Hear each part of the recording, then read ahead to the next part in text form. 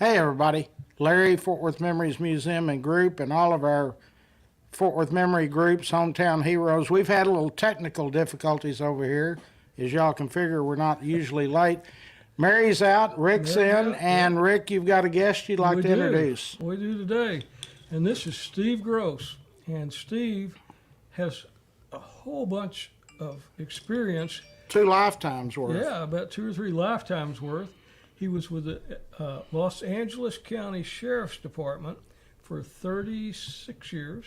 32. 32. And you were in the Army and the Air Force Reserve, and you retired from the Air Force Reserve. But in your sheriff's life, you were the assistant chief. Assistant sheriff. Okay. Oh, yes. Yeah, that's right. Y'all have, but the assistant sheriff. And just to kind of put it in perspective, the L.A. County Sheriff's Department is the largest sheriff's department in the United States, has like 18,000 people. Cops? 18,000 police officers? 18,000 employees. That's the correctional, and then our sworn, and then our civilians all total. Yeah. And how big is that county? There's about 10 million, over 10 million people. It's 4,000 square miles. So you can figure the Metroplex is right at 8 million now. Yeah. That's Dallas, Fort Worth, and everything. And Denton. the Tarrant County Sheriff's Department's got 1,400 employees. Dallas has about 2,100. And under Steve's command, he had about 6,000 people. So he had just about twice the number of people that we have. And their sheriff's department's a lot different than ours, the way it's set up. But Steve, just kind of tell us, you grew up in California. Yeah, I was born in Los Angeles, raised there, and then after I graduated high school, I didn't think college was much for me at that time, so I enlisted in the Army. And in 1984, I went to school for college for about a year, and then I joined the Army and enlisted, guaranteed enlistment at that time. It was when Ronald Reagan was building up the military, so there was a lot of things going on with the military, but I was guaranteed to go to the 82nd Airborne. I was guaranteed to be infantry, and I was also guaranteed an assignment overseas, so it was kind of an enticing enlistment. And I went off to Fort Benning, Georgia for basic training, and then I went to advanced infantry school there, and then jump school, and then I went to Fort Bragg, North Carolina, and served in the 82nd Airborne. I was assigned to Bravo Company 3rd of 325 in the rifle platoon, and then during that year, I was able to obtain my expert infantry badge, and I went to a sniper training, and so then they moved me to Recon Platoon, which is in headquarters, and I was a scout sniper for the next 5 years. And during that time, the Army changed a little bit. What they call regimentized, and so there's an airborne unit over in Italy that used to be the 509th, and then when they regimentized all the units out of the 82nd, that airborne unit, the one in Panama and the one in Alaska, all became linked to the 82nd. And so what they did is our unit was what they call a cohort unit, and they literally took every single person out of Italy and moved us into Italy in position. So it was really in the same unit, but now serving in a different place. And that unit was a fully reinforced airborne battalion combat team, so it had artillery, engineers, stingers, and we had a lot of Cold War mission. We had like space shuttle recovery, and we were part of the Allied Mobile Force. So we did quick reactionary stuff, and then later you'd see that unit go on to Iraq and Afghanistan and stuff. Well, you were out before. You were out of the Army before. Yes. Iraq. Yes. Okay, and then you got out. Well, you met your wife Rebecca.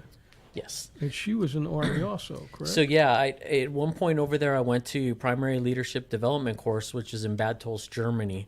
I used to go to Germany a lot for training, all the different international LRP schools and different things like that. We'd go up there and get different jump wings, Belgium jump wings, etc. So one of the things we would do is go to our leadership training in Germany because we trained there a lot.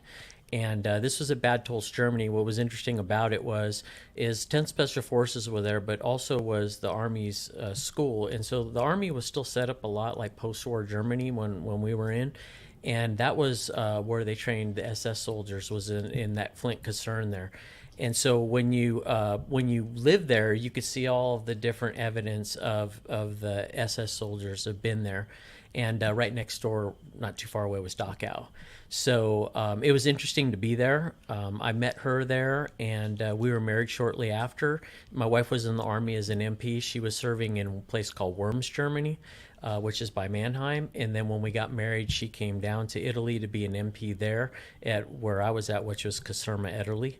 And then some people listening to the podcast might know I have a daughter, Jessica Gross, who's in the Air Force. She was born in Italy. And then when she was born, we were scheduled to come back. And so when we did that, we decided to get out, and that's when I joined the Sheriff's Department. Okay. And Jessica, she's a captain in the Air Force Yes. Reserves, and she was also in the Army before she went to the Air Force. So your wife, Rebecca, you, and Jessica were all in the Army, and then you went over to the dark side, Yeah, absolutely. to the Air Force. But we're glad, that's how I met you, is through Jessica. Yes. Because I was doing some work with the 301st out at NASJRB and met her out there. She was in the public relations. Is that what they call it? Or the She started off as security forces, and then she went into public affairs. okay, public affairs. So you have your family is all into serving our nation and our community. So you got out of the Army and you went to the Sheriff's Department right then? So in 1990, I initially joined the Sheriff's Department. And the way the Los Angeles Sheriff's Department works is you work in the jail first. And so we had, at that time, I think 8 or 9 jails. We had about 25,000 inmates. And goodness. so you get quite a bit of experience working around some interesting people.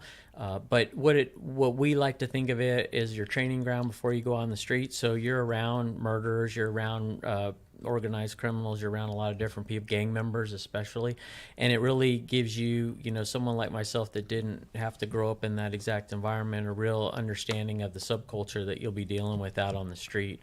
So depending on hiring and everything, you stay in the jail for a period of time, and then you go out and you start the rest of your training out on the street. So you go through the academy, then you go through the jail, then you go through that training, then you go out on the street and you do another 6 months more training, and then you're, at the time that I came on, considered a certified deputy sheriff. And so I did a lot of my time in the northern part of our county. Up in Lancaster and Palmdale is a very busy area. And I worked up there as a patrol deputy. I was a field training officer. I was a gang detective for a lot of my career. And then I was a sergeant and lieutenant up there as well. Later on in my career, I would move down to what we call south, because it's very large. So you drive across the county there, unlike the counties here in Texas, it's about 100 miles across the county. So the stations are all, over the place. So we had 23 sheriff stations alone, and each one is like a police department. About 300 deputies, 100 to 300 deputies at each station. And each office has their own command staff, then, don't they? that Yes, reports each to- one runs like a police department, Okay. so it goes up to a captain level. And then eventually I became a captain. I started an audit and accountability unit. At the time, like it is today, there's a lot of scrutiny in law enforcement. So being the largest department, a lot of times we were at the tip of the spear, innovative wise. And so what an audit and accountability unit is it's a unit that goes out.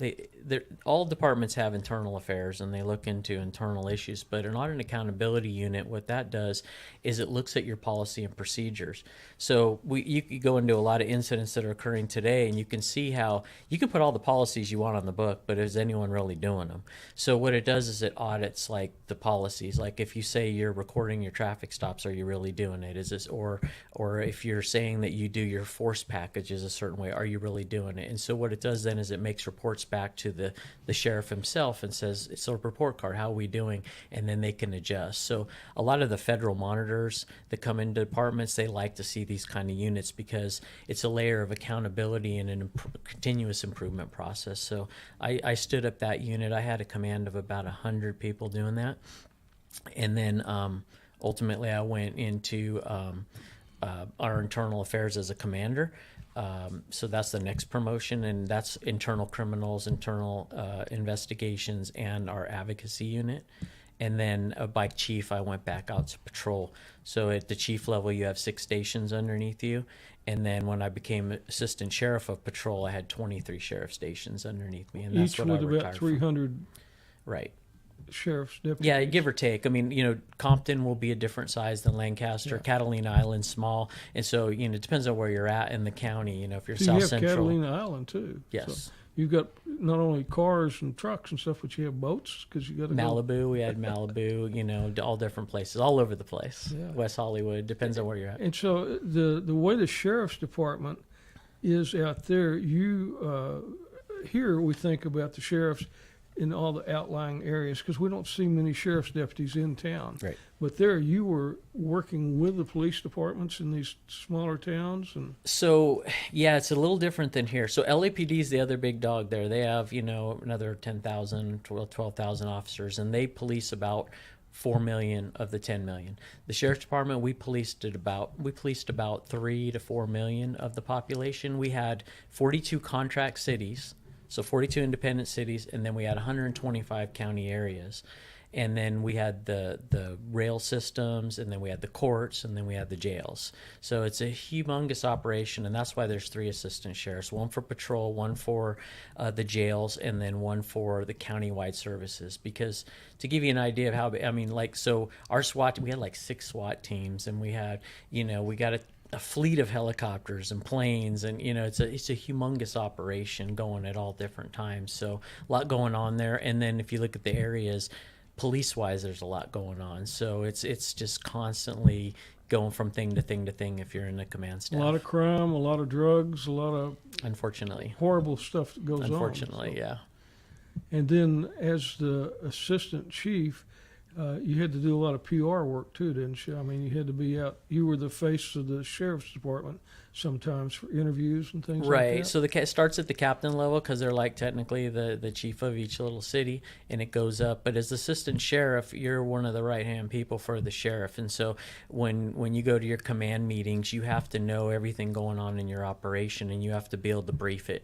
And so when you go to press conferences, if you notice, you'll see the assistant sheriff standing with the sheriff. So if he needs additional information, he'll have you step up to the podium and brief. So there's a lot of information being processed constantly. I mean, Yes. from the street all the way up to the sheriff. So Right. So politically, you have the board of supervisors. They're very powerful. It's a little different here than like the county judge or something like that. There's 5 of them in LA County, so they each represent over 2 million people.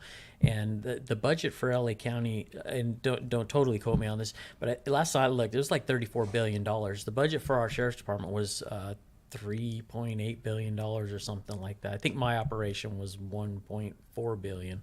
So there's don't quote me on the exact amounts because I'm retired now and starting to forget things, but that's generally about what it is. So the amount of money and the amount of operations is almost incomprehensible to some of these smaller departments that have maybe 20 people or 30 people on them.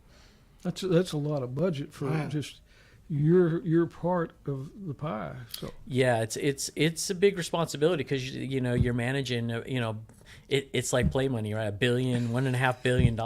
What does that mean, right? what's a few $100,000 among friends? You know? Yeah, and so what we did there is we sold our services. So you have a city, like City of Compton, we use Compton. They paid like 23 million, something like that, for the services for us to come in there and patrol. They all contracted with us. And so our captains would report to that city councilor, that mayor, and they would be like their police chief. And we would address their needs, and they would decide what kind of deployment they want, how many cops they want on the street, and what their priorities were, what their crime plan was, and we would interact with them, go to city council meetings. And that was occurring at 42 places under my command all the time. So politically, My there's a goodness. lot going on. That's a lot of politicians to answer to. Yes, it is. So whenever like Compton, they didn't have a police department, or did they have a police? They did at one time. They had some problems, and that particular city we took over around 2000. There's some cities that, like Lakewood was our original city. We took them over in the 60s, and then some cities have just incorporated. They never had a police department, and they always had us. So there's 88 cities in LA County. So some small cities do have departments, and then LAPD is the big one, followed by like Long Beach. Was you out there during the riots? All of them, actually, in recent memory. So starting with OJ, the OJ riots, we like to call them, South Central riots. Yeah, that was in my earliest days. I wasn't yet working the street, but in my earliest time when I was working the jail, I was on a couple federal task forces, both for organized crime and gang tasks. So did a lot with gangs. So I was around, we'll say, during that time. I got to see it, and I got to see we had riots in our jails as well. And then I retired almost exactly a year ago. I just had my anniversary a couple of days ago. All of the COVID riots were going on. We had, The upwards Rodney King riots is what I was talking about. That was part of, of. Was Rodney King, yeah. Was that while you were? That was Rodney King was 92, I believe. That was where they killed a truck driver, didn't they? Right. So, well, no, Reginald Denny was a truck driver they hit with a brick. He didn't die. He didn't die? No. Oh, okay. No. So, there was the 92 riots were the earliest riots for my career. And then they go right up. We had riots during COVID, as you know, a lot of them right up through when there was lockdowns and everything, and all the BLM movement was all riots, and I was assistant sheriff during that time. So we've had a lot of different disturbances that I've either been at as a deputy or as a supervisor. I've got businesses in Las Vegas or in Nevada, car washes, and I was out there during that Rodney King deal. Right. And the governor of Nevada came on, and they rolled a tank at each end of that strip. And they had Army guys with MPs, with M1s, and he says, "This is our main source of income. We're not going to destroy the strip or downtown," and they didn't. Right. They had a little bit in different parts of the community, but there was a tank on each end of the strip. I was out there. We enjoyed a really good reputation at the sheriff's department, and so going backwards in the most recent events, when you look at COVID, we were very proud of the fact that we had a good relationship with the community, and we felt we had good respect, and there was almost no damage at all in any of those sheriff cities that I told you about that we secured. Where if you look over at Long Beach or over to Santa Monica and other places you might have saw on the news, they suffered significant damage. So where our deputies were out there, we had obviously a lot of specialized teams. We have a very large presence we can deploy. We are very proud and reported back to our cities that there was minimal damage. So we enjoyed a very good reputation out there. Was there a lot of COVID in the jails? So there was some. There was here. But our jails were very good at managing it. We had some issues, but for considering how everyone's packed in there and what could have transpired, they did a really good job. We it was controversial, but and I say I wasn't in the jails or over them, but the jail staff, the jail assistant sheriff, and the sheriff, they let some people out that didn't need to be in right at that time. They reduced the population, and they really managed it in a way that really kept it from getting out of control. Wow, that's good. What was the jail population whenever you retired? So, interesting enough, like I said, when I was a young deputy, it was 25,000. We really had a big jail population. Some of those jails don't exist anymore. We had it all the way down, because I used to sit in these briefings, and again, don't quote me on an exact number, but I think we were hovering around 20,000 normally, and we had it all the way down to like 12,000 at one point during COVID to give space. And so we were keeping, people with real serious crimes in there, and we were trying to get everybody else out. Now that population's probably back up closer to that amount, which doesn't make everybody happy, but it needed to happen for that period to keep the jails from having a huge contamination issue. So during your career, you probably had some high-profile cases that you worked on or the department worked on during the time that you were there. There was some. I mean, I can't think of any super high profile for myself. I was more involved in like gang task forces, and what that would do is we would target street gangs that were giving us problems, and we would partner up with the feds, the FBI, and the federal prosecutors, and we would go after them and try to round up as many of them as we could. So we would, collect charges on them, and then we would do a sweep, and we would take them out, sometimes by the hundreds, and we would prosecute them in federal court for murder, gun violations, different type of charges. And we found it to be very effective because, the gang issues were really strong in the 90s. That's when a lot of the drug stuff was going on, the cocaine, rise of cocaine. And so we had at one point, probably 100,000 gang members. That we had on record at one point in the 90s. So we had to start targeting them to, dissuade them from their organized criminal activity, and we would do that, I think, quite effectively. And other departments like LAPD was doing the same thing. So ATF was very interested to work with us, and so was the FBI. So we had a very good relationship with them, and we would partner up because they would deputize all of us as federal marshals, but the real incentive for us, if you prosecute them in state court, they get minimal time. You prosecute them in federal court, they get a lot of time. So not only do they get a lot more time, but they serve a lot more time. They serve like 80% of their sentence. So it was a win-win for us. So when in your career with the sheriff's department did you go back into the military in the reserves? What point in time was So that? that's actually a good segue. So I was on one of those task force, and I met some OSI agents that were part of the Air Force. This was in the 90s, and I had no intention of going back in the military. And they're like, hey, you should come be an OSI agent. And of course, I was like, I'm Army guy. I don't want to go in the Air Force. And so, ironically enough, they're like, well, OSI doesn't wear a uniform, so it's okay. No one will ever know you're in the Air Force anyway. And I checked it out, signed up, and it was actually one of the best things I ever did. Didn't know much about it, but I became a federal agent, and I went through all the OSI training. It was quite intense. A lot of it I had to do. And ultimately, by the late 90s, found myself working in OSI. And so if you don't know about OSI does major crimes for the Air Force, so like the FBI, the Air Force. They're actually set up by an FBI agent. I think the last name was Carroll, Colonel Carroll, and he was part of the original FBI that we all know.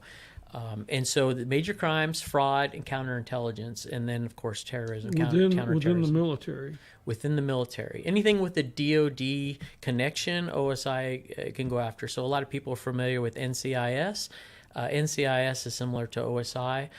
Every service does theirs a little bit differently. Like, so in the Army, CID does crime, but they don't do intelligence. And so OSI kind of has a one-stop shop for all that. OSI has enlisted officers and civilian agents. And they're quite professional organization, really a good organization. So by the time I was all certified, it was the 90s. They do purposely recruit and hire civilian cops with detective experiences, which I fit their mold.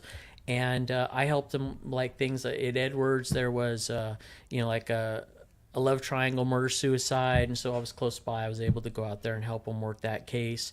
And they do child porn cases. They anything up to murder, anything major in the Air Force they work. So I got to work some pretty good cases. And then they do a lot of classified stuff. And they also do have sections that work on what we call black projects and stuff like that that would not be able to be discussed. But they do a full spectrum of stuff for the Air Force. They're about, last I checked, there were about 2,500 agents in the Air Force. There's locations all over. They're split into regions. They had like 8 regions when I was there. And so I worked my way up through the ranks. It was nice because I was a staff sergeant in the Army. They took me over and let me go right into the Air Force. So they made me a great deal to come on. And I thought that I would just sit there at that point because they told us, well, if you're a reservist and there's ever a war, this is in the 90s now, so pre 9/11, right? If you're ever a war, don't worry because the active duty will go to war and you'll just stay here. And I think all the reservists can tell you that it was not the case. Like the brochure said. Yeah, right? no one knew what was coming. And although OSI did work on terrorist stuff, like that happened in the 90s, it really had to ramp up. So when 9/11 occurred, I was activated right away because we're all federal agents. And so OSI and the military would forever change. And the military came together. They put all of OSI headquarters. It was all spread out. They put OSI, NCIS, and CID at Quantico. And they built a whole new center there by the FBI Academy. and it's all a classified area kind of a thing. And that's what, if you remember the criticism after 9/11 when they say intelligence communities didn't share info, that was all part of that. They call it the three-letter agency sharing intelligence stuff. And so they all went together. Now the military ones went there. And then, of course, agencies like DIA and stuff like that, the CIA, stuff like that, very closely related to those organizations, because after 9/11, the war on drugs was not over. War on terrorism's going, and so a lot of that was going on in Iraq and Afghanistan. So the deployments were very heavy for OSI for a lot of reasons. So you made a lot of deployments then. I was high in rank by the time the war was starting, so I don't like to call them deployments. I did serve over there. I served in Iraq and Afghanistan briefly, in Kuwait. I was there briefly. I was actually in command a little bit in Qatar, and then by where Doha is. And so there's a lot of different places, and I served overseas, obviously, in the Army as well. So there's some stuff. I was on some task force that we can't go really I wouldn't feel comfortable going deep into, but there's a lot more going on the global war on terrorism than Afghanistan.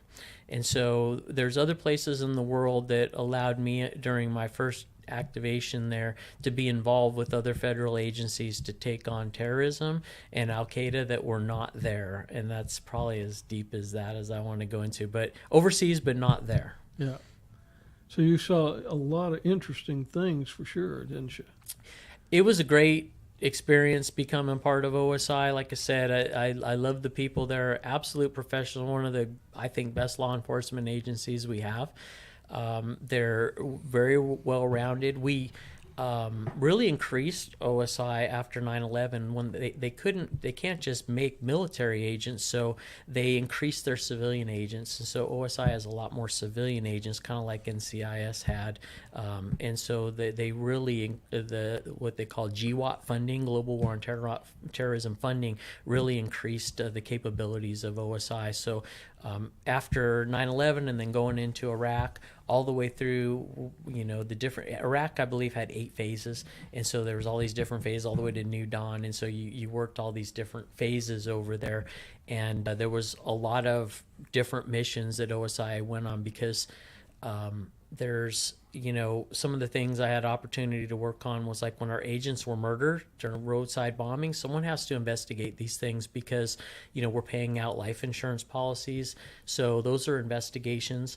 The detachments in like Balad Air Force Base, one of the places I was able to go to, or Kirkuk, they have to investigate these things. So the war was still, it was hot. Oh, yeah. Yeah, definitely. So OSI is a small team. They were supported by security forces, and they were out what we call outside of the wire doing operations and missions, which is, you never saw this kind of stuff with the Air Force before 9/11.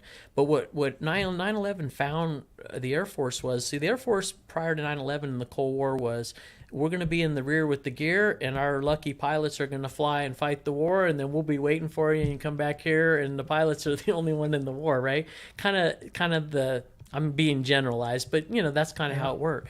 Well, after 9/11, they made air bases within the war. And so now with the air base being there, they're taking enemy fire, they're taking artillery, they're taking missiles. So you have a perimeter outside the air base of maybe 20 kilometers that you got to know what's out there because you got to secure. So now they're not in the rear with the gear. And so the Air Force changed their basic training. They changed their way we would deploy. They all went to pre-deployment training. Because you're going to be in the fight. Right. And so now OSI and their counterintelligence mission is an intelligence agency.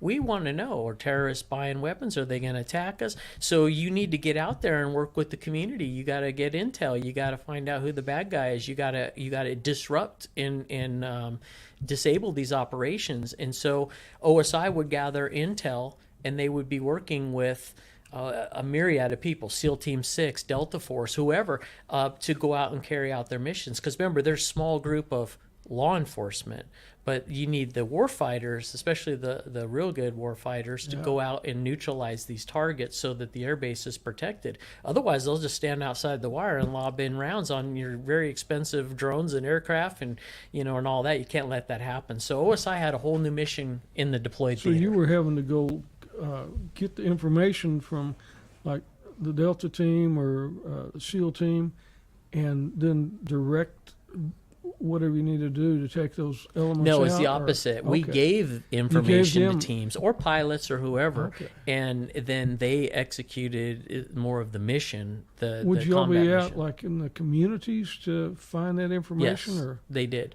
I did get a chance to go on a couple of those and do some of that, but our agents were doing it all over the world every day. And so, my hat's off. We did lose agents, unfortunately, because they were out there. oh, that's some dangerous stuff. Yeah, they were out there doing dangerous work. So, absolutely. Like I said, being higher ranking, I was more oversight, more, looking at stuff, working with my counterparts. As people know that we're in Iraq and Afghanistan, we had regional commanders, like people almost like, I call them mayors, but they're really colonels, and they were in charge of regions and very powerful, in a wartime environment. And we would go to and talk to these people and work with, try to be a collaborative effort in the larger. Everything in the military went to what we call joint after 9/11. It was joint this. That's why you see joint bases now. Yeah. And so everything is co-located. So the Army may be here, but you may go in and work with them. And you just didn't see that kind of stuff in the 80s as much as you did, after the global war of terrorism started. So But you, like in Iraq, you had the bad guys that you were after, but then you still had the internal stuff going on in the military that, the crime that happens in there. correct. And so you'd investigate that too, I guess. Right. As an agent in my earlier days, you would investigate that. By the time I was, closer to retirement, I was assigned to Langley. And so Langley was the base that was over Region 2. That's where the CIA is, isn't it? There's a lot of intel are in that area, but for OSI, it's just another region. So Langley Air Force Base was one of the first. It's a fighter region. So the Air Force has major commands, right? And each command has different missions. You have a material command, and then the region 2 there that we covered was the fighter command, and that had the F-22s, for example, at Langley. But like you said, all the different bases have all that base to worry about stateside, and all the crime fighting that goes on, counterintelligence, because you have terrorism threat within the country. And then for Langley, we also had the command of the 24th EFIS, which was in Doha, Qatar. And so that's the expeditionary squadron that was operating in Iraq and Afghanistan. When you have all of those agencies, who takes the lead? Or does...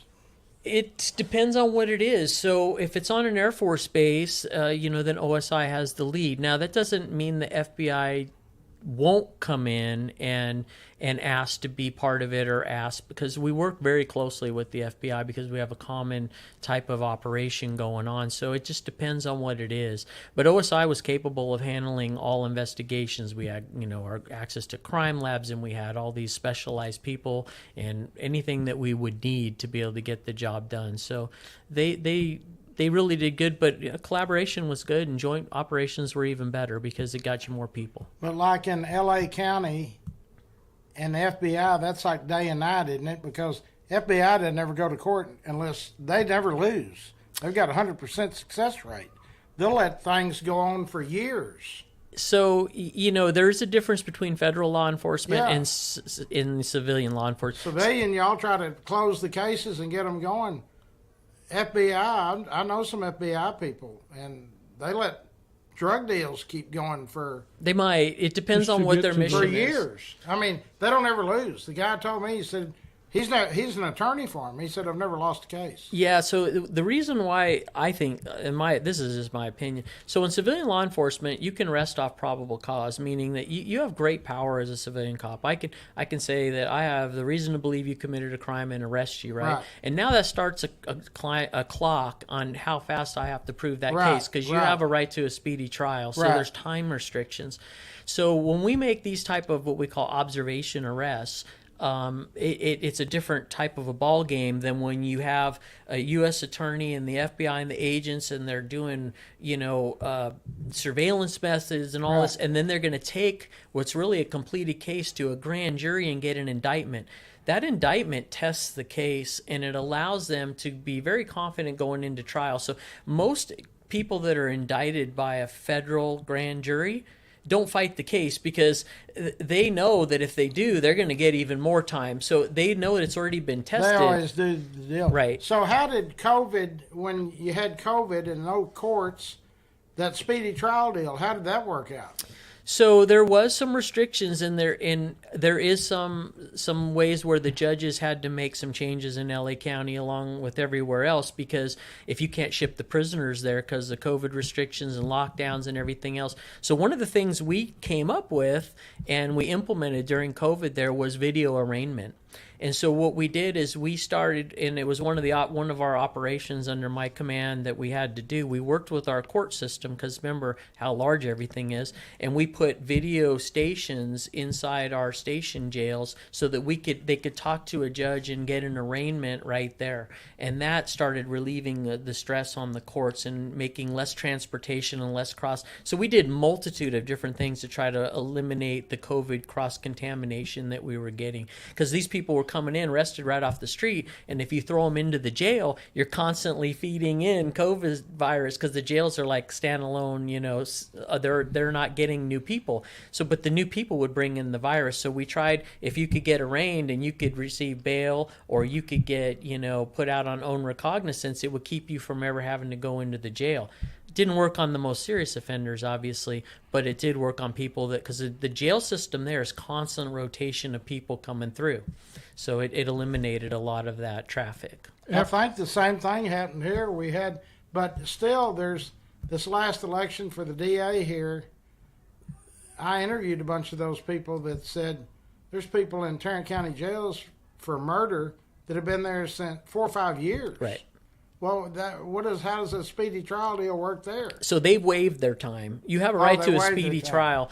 And so what a defense tactic can be is you'll waive your. This is Steve's opinion. I mean, attorney might argue some of my opinions, but being a detective for so long, I definitely would see how these cases would come about. And when they waive a trial, what they're trying to do is get it to fade out of the limelight. And so they can sit there, especially on these long cases. It gives them more time to prepare a defense, and it also gives more water under the bridge, if you will, so that people are like, yeah, they shot this kid. Everyone knows about it today, but 4 years from now, they're starting to forget that this even was happening. Right. So it can be a tactic by them waiving, so they can waive their time. And so a lot of times, while they're serving that time in jail waiting, does that go toward their time that they'd have to go to prison? It can be considered time served, but you can see the opposite too. And I'll stay away from the current cases, but you might be able to connect the dots. You can also see where they don't waive their time to try to put pressure on the DA to bring a case faster. So if the case is complicated and they don't waive their time, the DA has less time. Because what the process is, you arrest them, then they go to arraignment, they're given what charges, right? And then from charges it goes to preliminary hearing. They can have one, they can waive it, they can waive time. But the point is once that clock is moving, if they file charges and they keep them in jail, they've got to bring it now to trial if you don't waive. And so that can bring stress in the other way, and it can be a tactic used the other way too, just to show you both sides of it. Plus, there's people that are out on a bond. They know they're guilty. They don't want to go to trial because they're out on the street. Yeah, so they're hoping they don't go to trial. There's you see this a lot in like when an officer is murdered. Those cases will take years and years to go through because they're trying to just, they know they're going to get convicted and they're going to go for life. So there could be a multitude of reasons. In LA County, for example, one of the reasons can be as simple as this. If you're held in LA County jail, right, you can get visits. You're down there with your family, but we send you up to, Pelican Bay, way up north, because it's like, even though it's a different design than Texas, it's still very large. It could be 14, 16 hours away. You're not by your family anymore. So a lot of people want to stay down there and keep through their trial so they can get visits and see their loved ones. So that can be simple as that too. They just want to stick around. Sure. After COVID, did you continue the video arraignments, or did that kind of go away after things got better? I retired, but I believe they did. Because that seems like a real efficient way to arraign people, where you aren't having to move them around from the jail to the And they do court. that here. Yeah. Yeah, they've been doing that here a long Yeah, time. we move thousands of people a day through arraignments and stuff. So you can imagine the fleet of buses we had and all that. And so just thinking of the savings, right? Gas, smog, just the logistics of all the deputies you need, checking people, searching people, moving them around. It really cuts out a lot of that. Yeah. Technology. And so you retired, Yes. Rebecca retired, and you moved to Texas. Yes. Okay. That sounds like a good Why move to me. Texas? So I retired from the Air Force Reserve in 2013, and then I continued to work on. And although California was my home place, I wouldn't say I'm your typical Californian. I went back there, to serve after the military, but I'm a pretty conservative person. I'm not really, a city person, if you will. My daughter was serving out here at Carswell, and we came out, and I like it. I've been through Texas many times. So one of my things in the Air Force is I would go down to San Antonio and go to Air Force graduation. So I had a familiarity with that area. And, having lived in North Carolina and did a lot of time, in Georgia, I've lived there, obviously, and Alabama. I like the South, and I like it's really the people, the friendliness of the people. And so when I was out in Parker County, I like it out there. And, it's kind of like I saw, in one of the great Texas institutions of Buc-ee's, they have this little thing, right? And it says, I wasn't born in Texas, but I got here as quick as I could. I love that. That's totally me. I needed to move, and I really like it here. I wanted to be in a place where, you have, I think, more rights. I certainly know what the rights are there because that's what I dealt with. I like the freedoms they give. I like the fact that, you can carry a firearm if you want to. You can go buy firearms. If you don't want to, that's fine too. If you want to, the big city, Dallas is just down the road. If you want to go, catch a big city event, but then it's country living out where I'm at. And so I've had the great opportunity to meet my sheriff there and the Tarrant County Sheriff. They're great people. And it's just, I think I've made the right move. Sheriff Wyburn's a good guy. Yeah, absolutely. And now you moved here, and you just went back to serving people because you got on you started coming to roll call, and Steve's a member of the board of directors. He's the volunteer coordinator, so trying to herd cats, trying to figure out who wants to volunteer for what. And yeah, what an honor. Try to figure out where Don Graves is not going to go. Don Graves is a great man. Yeah. So, roll call has been another gem, right? So I didn't grow up here. I haven't lived here. I didn't know anybody here. And I'm like, well, not working. I'm not going to work anymore. How am I going to meet people, right? How are you going to meet people? And so my daughter takes me to roll call, and I'm like, this is... I'm a member of the, American Legion, all these different things that you would find military members being, members of. And I go to this event and I see the participation and all these just outstanding people. And I'm like, this is great. I'm going to come to this. And then I met Mary, and, she recruited me, and she's like, no, we, with all your experience, we could use you on the board. And, I just started getting involved. It's like, okay, this is going to be my way to pay back, because I wanted to do volunteer stuff. And so I started working. They gave me the volunteers, and it's just a really outstanding group of people. Our volunteers, many of them are not veterans, but they come in and they're willing to give their time and serve veterans and work for them, clean up and do all this stuff. And it's just, to me, what I found Texas to be. is these type of people that are willing to, give you the shirt off their back. They're in there. And then the stories from the veterans are amazing. Yeah. I'm humbled by them. I mean, I feel almost, like my stories are nothing compared. These guys are the true heroes. You talk about Don Graves, who was in Iwo Jima. There's other people that jumped in a D-Day that were my forefathers as paratroopers. I had to learn all their history as a paratrooper. You can't even shake a stick. I was talking to a young veteran at roll call, and he's like, our stories are nothing, and for this, these guys are the real greatest generation. So anytime I can spend with those guys, we have a dozen or so World War II veterans, and they're country keepsakes. They're our heroes, and we need to make sure we honor them and give them everything we can. So Did you meet Fisk Hanley? No, I don't Fisk think was so. Fisk passed away before. Fisk was 100, wasn't he? He was 100 years old when And he so died. Rick brought him by, and I talked to him. I could have talked to Fisk. He was a Japanese POW survivor. So he was from Fort Worth. We found his 1948 yearbook in my 38. 38 yearbook, and he signed it. nice. Yeah, Fisk was a character, to say the Yeah, least. he was a good guy. He was just like Don Graves. He'd say, "I got to go," and I'd say, "What's your hurry, Fisk?" "Rick, where's my girlfriend's at?" And he'd think about. I mean, the guy's 99 or 100 years old. He was, and the stories were unbelievable. Yeah, Yeah, 'cause my he daughter was- loves to have good escort Don. I'm like, Don, you keep your hands to yourself. Yeah, Not too long ago, I think Jessica was there. We were having a little afternoon deal, and Don Graves was there. And I said, "Don, let me take your picture. I want a picture made with you." And as soon as they were taking it, I got my cowboy hat and I put it over there and kissed him on the cheek, and it shocked him, But you are also a member of the Fort Worth Air Power Council. Yes. So you come in and started doing a lot of stuff to give back. So Absolutely. It's an honor to be on that. A little different type of a group, but nonetheless, it takes a while to figure out all the workings of that. So Yeah, I think I kind of got the gist of it, but little different people in that group. We have some high-ranking members in that group. We have some generals, Yeah, and but for again, some enlisted guys like us, you think, we only have 200 members per our there's some personalities bylaws. in that group. And, I can tell you. But with those 200 members, I mean, we've got a guy that was he was in the Pentagon, I think Secretary of the Navy. Right.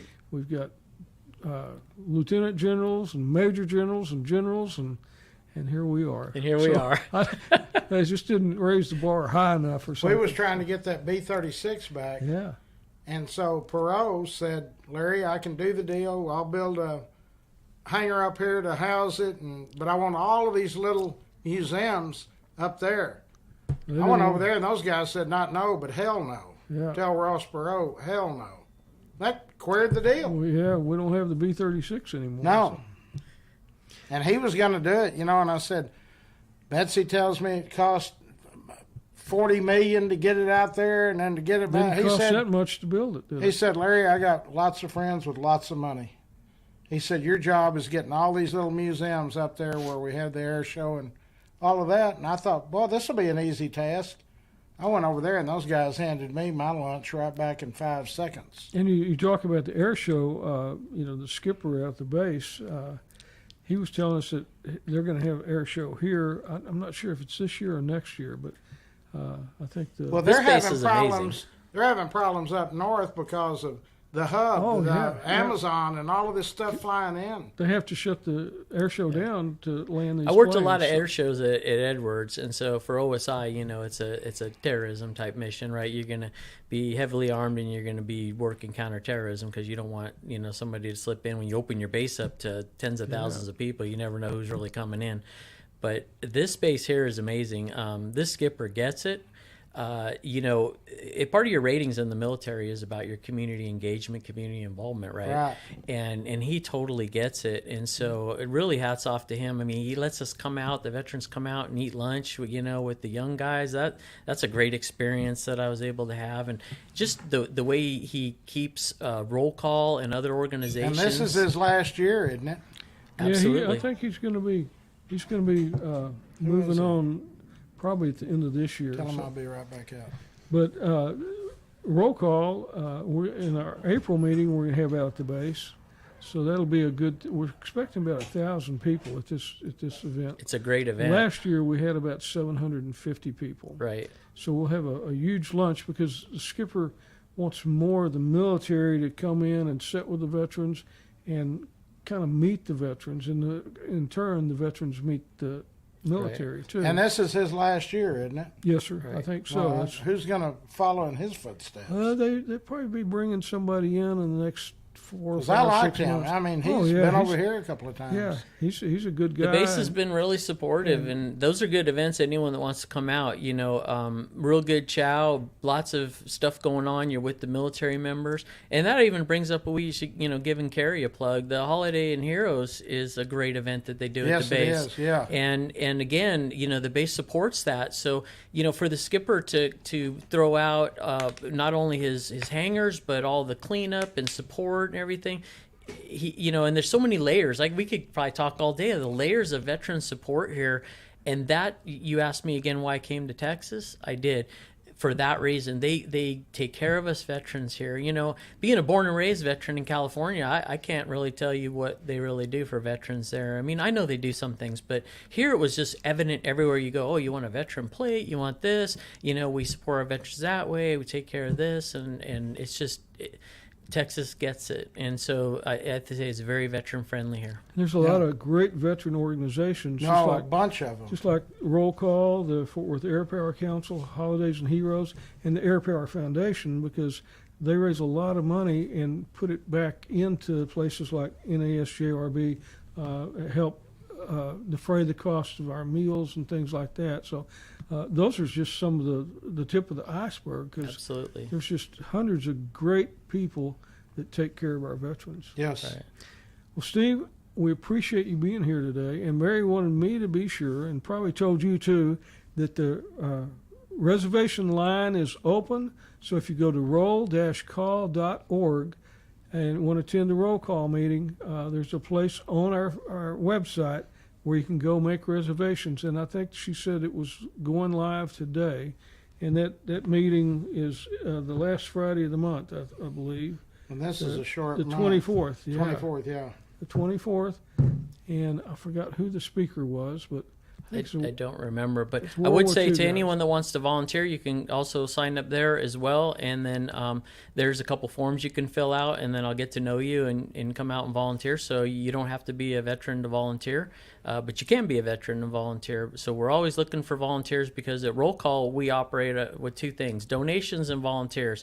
And if you take those away, we have no more roll calls. So we're doing really good as an organization. I came in and as an outsider, and we're fiscally healthy and we're management healthy. So anyone wants to volunteer, we're looking, and I'd be your point of contact. And they can also come out and eat if Oh, you're yeah. not a veteran. yeah. Yes.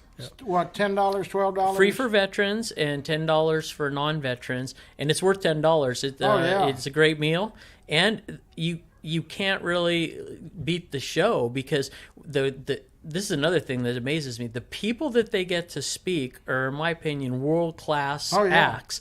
They're telling you stories that could be TV shows, and they come in, and these are the real deal. This isn't like I heard about it thing. This is like I was there. It's I good was stuff. in that foxhole, or Yeah. that phosphorus grenade went off right Right. by my head. Absolutely. But in October 15th, we're going to have a benefit clay shoot. And so we're looking forward to that. So just put that on your calendar, because I think it's a Sunday clay shoot out at Defender Outdoors, Clay Sporting Ranch. So that's going to be a great time, because being on the weekend, we get a lot of those shooters that can't take off during the week. So, Yeah. but we got a lot of stuff coming up, a lot of good roll call stuff coming up. And we appreciate you being here. We really appreciate you bringing all your great knowledge and expertise to Texas to help us. So Well- maybe not OSI or the sheriff's department, but I mean, you have somebody like Steve that was at pretty much the top of the heap, and you just think about all the meetings and briefings and things like that, and that's a great asset to bring to an Sure it organization is. because you've got somebody that can kind of help muddle through the water and say, "Oh, let's just cut to the chase. Let's get this done." So It's my honor to be here, and again, it's my honor to keep serving. Hopefully, I can do it for a while, and then I hope I'll you step can, down, too. and we'll get some younger guys. And so we are looking for younger veterans. A lot of people would, I guess, say I'm the younger veteran in the group at 57, but we could use some young veterans because. And we see this phenomenon in all organizations. A lot of guys just don't want to do this kind of stuff until they get older, and then all of a sudden they want to, really associate with being a veteran. But I would really encourage them. It would be the time you can spend with these older guys from Vietnam, Korea, World War II. They're priceless. They're Sure. priceless. absolutely. And you can just go to roll-call.org for more information about roll call. Larry, it's always a pleasure to be down here with Yes. you. We thank you for your great support. Not just for Hometown Heroes, but for our community, because you got your finger on the pulse of everything going on in Tarrant County, Texas, and certainly Fort Worth. And I like it that way. I like it too because you hold it. Tyler was asking me not long ago because he'd be, we were setting up and kind of overheard a phone call, and you were talking to somebody and kind of holding their feet to the fire. He said, "What's going to happen when Larry's not around anymore to do that?" Yeah. I said, well, maybe you need to start holding people's And feet. you to the gotta, fire. just like the little train, Yeah. members started telling me that we have a train in the zoo and it hadn't run for a year. And so, The city was going to take. I saw it away. on the news. Yeah. I know what you're talking and, about. and I just started telling the mayor and city council, this isn't a request, fix it. Yeah, and We got 190,000 voting age members. Mm-hmm. We want it fixed. they extended the time limit. And to the give families some trains are time. actually in California getting converted from gas to diesel, and they're getting taken all the way down to the metal and repainted. And It's costing a lot of money to do that. yeah, Mary $250,000. Talley's already spent $250,000, Yeah. but she's now the owner, and That's good. she does the Midway out at the stock show and all kinds of stock shows, and she gets it. She wants it fixed, and now we're working on LaGrave Field. Yeah, I mean, we that's- don't care if they put soccer in there. We grew up with footballs, but the kids nowadays are into soccer. But the last news reports we saw of LaGrave Field, it was on fire. Yeah. Somebody broke in and set it Set it on on fire. And we had the opportunity for Nolan Ryan and his two sons, Reese and Reed, to take it over. Bring a minor league baseball. And J.D. Granger killed that himself. But we're already starting to talk and work on the bike drive Oh, yeah. for December. We're heavy into that now. Yeah, I noticed all the talk yesterday on one of your They're starting to broadcasts. form. We're going to form committees. I get to speak in front of about 70-something unions next month, and I'll get half of them. I hope I can get Bell and General Motors and We hope to give 1,000 bikes away at least. think? or more. Yeah. Yeah, so it'll be a 501c3. We're gonna bring in some new people that can stir it up in the community. Manny Ramirez and them. The county is gonna sanction it. I believe the city's gonna sanction it. So That's good. yeah, and it's all about the kids. It's the That's right. 37th year of giving away bikes. Over 16,000. Yeah. But anyway, it's been a great show, and just remember Classic Auto Detail. Yep. That's what helps pay the bills around here. So Yep. come down and get your car detailed by Larry. And But about roll call, there really is some great people. Rick and them have had some great people come in here. And there's some great, everybody's got their little niche to do. The guys that give away the vehicles that are all for Oh, yeah. people that are yeah, double Freedom amputees. Mobility Foundation. Freedom Mobility. I mean, I never knew any of these places existed. And it's really about the veterans. And then we have the Armed Forces Bowl, ESPN. And just a lot of great stuff here. Yeah. And it's you're right though. Texas is we don't call the city to the east that name. We call it the city to the east. I heard that. I noticed that you said the D word. a You while said the ago. D word. That's almost like the F word around here. Hey, I'm not from here, right? You know, I had a guy in 2 months ago, and we detailed his car, and he said, "I just sold my place in San Francisco, and y'all are country." And I said, "And we're proud of it." We're proud And of he it. said, "Well, I like it a little faster." I said, 32 miles to the east, sir. That's where you Yeah. need to go. That's right. They're in the fast lane over there. We're laid back. We all know each other, and we like it. Just a little update too on some of the stuff going around. We're making a lot of movies here too. Oh, yeah. You know? Wes and them are Best- doing that new movie about the Little League team. And then Taylor Sheridan has just made Fort Worth. You know, he bought Cattleman's. They bought Stockyards Hotel. They bought the either Swift or Armour meatpacking house. Oh, and there's something else that the, how do you say it, concierge for the drover. He came by and he said management wanted me to come over and say, we're going to have tours of the drover from our groups. Oh, that's right. And so that'd be interesting, you know. One of my sons called me 2 months ago and he said, "Hey, Pop, I need to reserve a room at the Drover." I called him back. I said, "They put it on my card. It's $1,200. For one night. And he said, $1,200? And I said, "Yeah, and there's a Motel 6 for $50 2 blocks away." Yeah. He said, "That's where we want to stay." And they stayed 3 nights. These younger people, I don't understand it. Where in the hell could you pay $1,200 for a motel? Down in the stockyards. Down in the stockyards. Well, it's been a great show, Steve. Yep. Thank you for Steve, being it was here. great. Sir, it was an honor to meet you, and God bless our military. God bless our first responders. God yeah. bless America, and God God bless bless the America. great state of Texas. And the great state of Absolutely. Texas. Thank you guys back there, Tyler and Dusty. You did a good job. We I always hope they're appreciate working it. on my phone. Yeah, they gotta work that out too. Yeah. Larry, we'll see you next week. Yes, Hometown sir. Heroes. We'll see you all next week. Thank you all for being here with us.